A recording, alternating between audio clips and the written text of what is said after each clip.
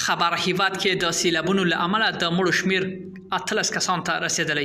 نور حال را سره په ویډیو کې وګورئ. په سلامونو مخارکلی کوم پیښو د رسیدو په چارو کې دولت وزارت وايي هیواد کې د وروستیو سیلابونو د راوتلو له امله د مړو شوو کسانو شمیر 13 ته لوړ شوی دی چې 10 په میدان وردګ، 15 په ننګرهار او 3 نور په نورستان ولایتونو کې مړ شوي دي.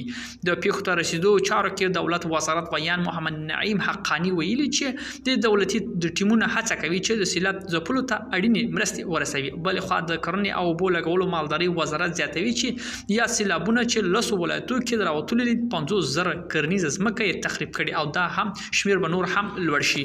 ملګرو دا و زموږ چمتو شوی ویډیو که تاسو دې ویډیو په اړه کوم نظر پیشنهاد لرئ موږ سره په کومنټونو کې شریک کړئ او د لا ښکلو ویډیوګانو لپاره له موږ سره پاتې شئ. تر بیا ښې چارې.